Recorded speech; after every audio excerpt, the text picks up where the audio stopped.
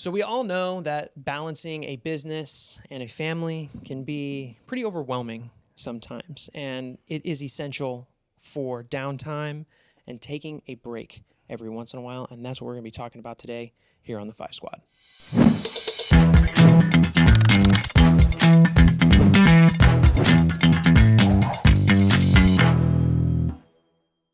Hello, everybody, and welcome back to another episode of the Five Squad podcast. For those that do not know me, my name is Evan Andrews. I'm Haley Andrews. And this is my lovely wife. And we have been doing this podcast now for, this is episode 18? 16. 16. Okay, see, I'm two ahead. Let's keep it rolling, though. But today we want to talk about something that I think is crucial for everybody to kind of learn how to work into their day with the way that our society kind of runs. Something I think days. We've had to really work on learning. So I'm sure everybody else might need a tip or two that we're talking about today. So this episode is all about finding time to unwind, recharge, to help bring balance, back to our busy lives, because it seems like everybody's just go these days. Go-getters. But yeah, so, one of the first things that I want to talk about in this that I think has been something that I know that I personally have been working on for, it feels like a couple of months now. Yeah. And I think this might actually be more of a tip for the entrepreneur more than like the working person, just because of the dynamic of an entrepreneur. Yeah, sometimes you're not able to do this so much at a 9-to-5 job, but the importance of scheduling or taking regular breaks. Yep. Right. So there's actually, so I'll give a little bit of backstory that this is kind of a little off from our planning topic here, but when I was in college, we had a weird structure to the college that I went to, right? So my classes were 2 hours long, and I had either one or two classes a day, pretty much. But at the top of every hour, so at 50 minutes, we would get a 10-minute break. And that sounds nice. And I never really transitioned that into life after school. Until planning this but episode. Now I'm trying to, now I'm trying to, because I think for me, like just saying, just take a random break, like that's kind of hard. It sounds lazy. Well, no, it's not that. It's just kind of like, okay, but when? Right. Like, because there's always one more thing I can do. There's one more piece of video I can edit. There's one more email I can send. But that goes into, you should be structuring your time in your workday to finishing tasks in that, like, let's just say that 50-minute structure. Right. Because like the coach that I follow, the high performance coach that I follow, that I talk about quite often on Growth Day, Brendan Burchard, he does the exact same thing with the top of the hour. I didn't even know that's what that was called. Yeah. At the 50-minute. But what he does is he pushes his chair away from his screen, because that's typically where he's working from. Mm-hmm. And he does a 5-minute kind of breath work, closing your eyes. And then for the next remaining 5 minutes, he sits still with his eyes closed and just repeats the word release, release, release. And it actually helps release the tension from your body and like prepare you for what the next task will be. Yeah. And that's what's important. That break shouldn't be like, you shouldn't go into like a stimulant. Right. Like, you definitely don't want to go scroll on your phone. Right. Which is another thing that's hard to kind of like not want to do in that little break time. But discipline. Yeah. Disciplining the scheduling of regular breaks, I think, is extremely important. And it's not lazy or unuseful. Is that right? The right word? It's useful as long as you're doing it correctly, you know, and using that time, that small amount of time, wisely. So in the teacher world, is something like that not necessarily taking a break at the top of the hour, but like, that's a tough question to like answer. At your desk, we don't even get to go to the restroom as teachers. But there's no way that you can. But for my job, since I am half an online learning specialist and half of a teacher, right, I actually think myself and my partner have an opportunity that most teachers don't have. And sorry, teachers, this is not like normal, but we have more opportunity to take those breaks, just because the demands of our non-teaching job are a little bit different. Mm-hmm. And I think it is important to find those times. And so what I do is I do the same thing with the 10 minutes thing. I've tried to incorporate the same thing from Growth Day with getting away from my computer and my desk. And for our home life, I think the way we schedule the regular breaks as a family is we've started doing those walks. Yeah. Well, like even like out, like when y'all are all gone from the house during a regular, when school's in, right? Like I'll take the dog on a walk right. for my 10 minutes or whatever. Because I don't know the science or the statistics behind this, but like you can look it up. It's really, really important to get fresh air.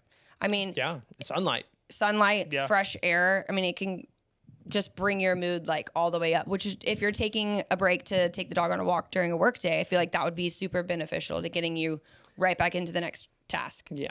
So, and speaking of tasks, I think another way that we're able to free up time to be able to take some of those breaks, this is again from kind of more of an entrepreneurial standpoint, but you, because of your relationship with your partner and stuff at work, you kind of can do some of this too, because you're also technically training delegating her tasks still. and responsibilities, but I feel like I could share at the full-time job, the entrepreneur side, and as parents. But that's the thing. It doesn't matter what you're doing. It's how you're doing it, and how you're managing those responsibilities that I think is important. So you share your struggle, because I think you struggled with this a little bit more than I do. So I think what I struggle with at work for me is things like, it's things like, so if I'm doing a lot of the editing for a lot of the projects and stuff, like I have to figure out a way to offload some of that to be able to free up time to do other things, which I have an editor now that helps me. He doesn't help me with everything, but he helps me with a lot of stuff. Right. And I could not imagine if this was last October before I had him. Right. And I was still like, I wouldn't be. You'd be drowning. Oh, well, I don't even know if we'd be doing this right now, to be honest with you. So delegating that task that you didn't think you could ever have done brought in an opportunity like this, which is helpful for your business, our marriage.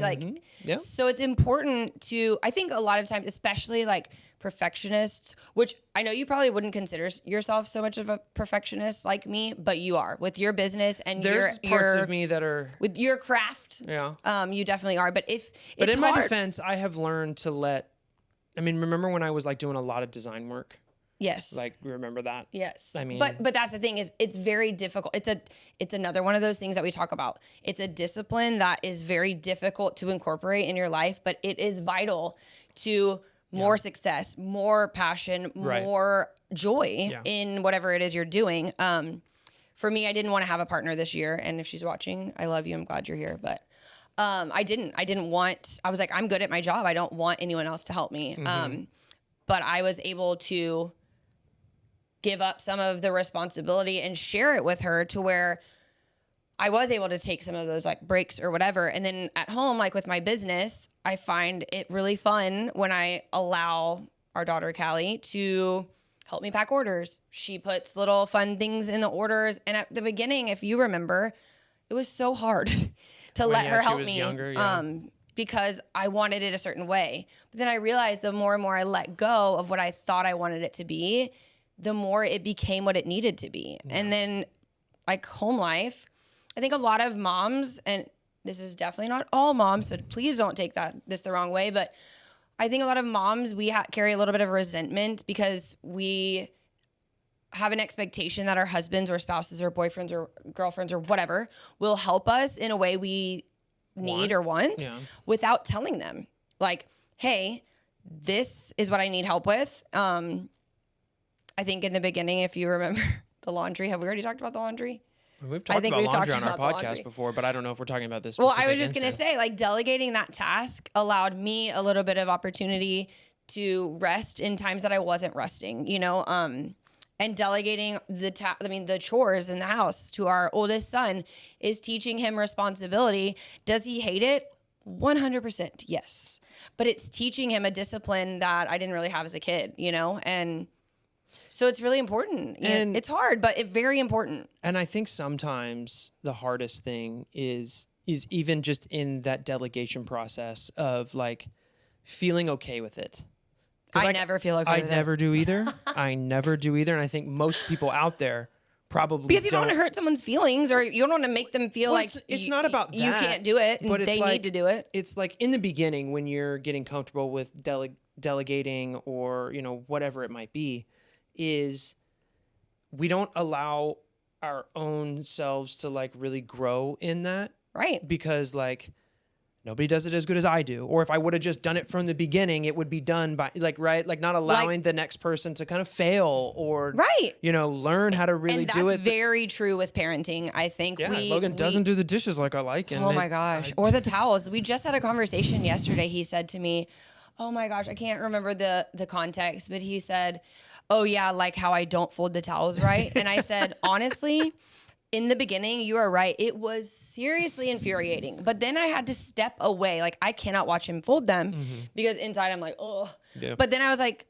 who cares? It's a freaking towel, you know? And that's kind of sometimes I think where it comes into play where like, is this going to matter in 5 years how a towel is being folded or how somebody edits a 2-minute or 20-second video? Yes, it all matters. Yeah. But when in the grand scheme of things, what matters more is you being able to allow other people to help you. That's where I think it comes from. Like, that's where it stems, is that asking for help and not claiming like you can't do it. It's just to get the level of success that you want in whatever it is. You can't do it by yourself. Yeah. Where we weren't made to do it by ourselves. No, I completely agree. And, you know, something that I kind of touched on, you know, when we started this episode, was, you know, when I go on those little walks and those little breaks, like not going with your phone or looking at something that stimulates you or whatever.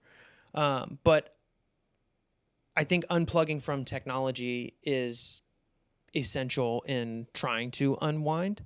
I don't think there's one part of this that I kind of struggle with at just a certain part of the day. And I guess it's just because kind of the way we were, I don't want to say brought up, but you know, I mean, for me, it's like, because you told me this, like, you know, I was supposed to watch TV before a certain amount of time for bed, but that's how that's how I unwind to go to bed. But like, I think you think that.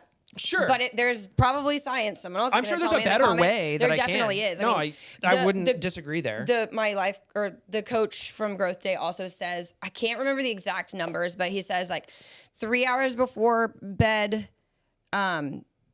no eating, like, so stop eating 3 hours before bed, 2 hours before bed, no phones, and 1 hour before bed, no TV. And it really allows your mind to, because we don't allow our minds to process the day, but not even just that. You have no idea like how many, think about the conversations that we have when we don't have the TV on. And what I've been doing lately with the kids, like when we're I'm starting the dinner process, because half the time if they're watching TV as I'm making dinner, when I say, hey, dinner's ready, it's like a huge fight having to turn off the TV. So I've just been saying like, oh, we're not going to do TV until after mealtime, but then after mealtime it's bath. So it's giving your brain that time to process, and the conversations that occur without technology is extremely important. And I think for your work, what you've been doing lately is utilizing the do not disturb feature on my phone. I literally just started doing that a few weeks ago. And I think it's really funny because again, like I've said a million times, I'm a talker. I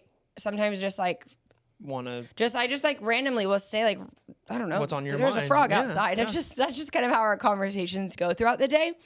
And you won't even tell me anymore like, hey, I'm putting on do not disturb. It's just when I have like a squirrel text message moment and I see your notifications are on, it helps me. It's a boundary for me. Like we were talking before. Yeah. And it helps you get through whatever you need to do. So you're not technically turning off your technology, but you're turning off the technology that might be a distraction. Yeah. And I think also in doing that, like if you're always constantly talking to me throughout the day, even if it's positive things or whatever, it doesn't give us much to do when we get home. It's kind of like, that's why there's so much maybe silence during certain times. It's just like, we've been talking all day long. What do you mean? And I was going to say, that's something I've actually I've loved seeing. I don't know. It's kind of like fun. I tell my partner too, like, I'm like, oh, his notifications are on. I gotta save that for later. But it's funny because I tell the kids the same thing. They want to interrupt or say something, right? And I'm like, oh, now's not the right time. If you can remember it at the end of the day, these are my students, I tell them, if you can remember it by the end of the day before you get on the bus or leave for the day, then it's important enough to tell me. Yeah. And if you can't, then I guess it was just one of those squirrely thoughts. And I'm teaching myself that at the same time, because if I don't remember it by the time I get home to talk to you, then it wasn't that important.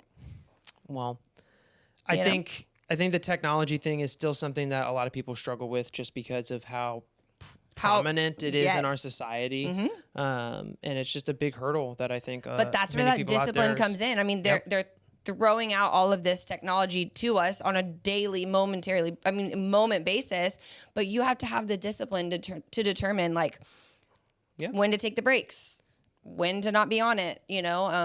Well, you know how like the fashion things go in like the 30-year waves or whatever? Yeah. Like, can you imagine if like 30 years from now, it's kind of like you're on your phone all the time, like, ew, you know, that would be cool. That kind of stuff. If something like that happens, that would be kind of cool. But it allows you to be focused on whatever it is that you're doing. Like just your family, focus on that. Your business, you focus on that. Your tasks at work, you're focused on that. And I think hyper focusing is what really moves the needle in any part of life. Because like I've said to you a million times, you can't do it all. And you definitely can't do it all at the same time. No matter what kind of multitasker you think you are, trust me, I think that about myself. You're definitely just kind of half-assing it all at the same time, you know? Yeah. So. Well, babe, that brings us to the end of another episode. It's just crazy. It's just flying by, isn't it? I just love talking to you. I just love it too. But we want to thank everybody that participated with us here today. If you made it this far, don't forget to go like, comment, subscribe, share the YouTube channel, or if you see us on any other socials as well, share those little clips because it drives everything back to these long episodes. And don't forget, your feedback helps us bring more content that matters. If you have any ideas or episode topics you'd like us to go over, we'd love to hear, you know, what you're thinking. Yeah. But yeah, as we want everybody to remember that, you know, every day is a new chance to get it right. And we want you to keep pushing forward and to stay inspired. Thanks for watching the 5 Squad.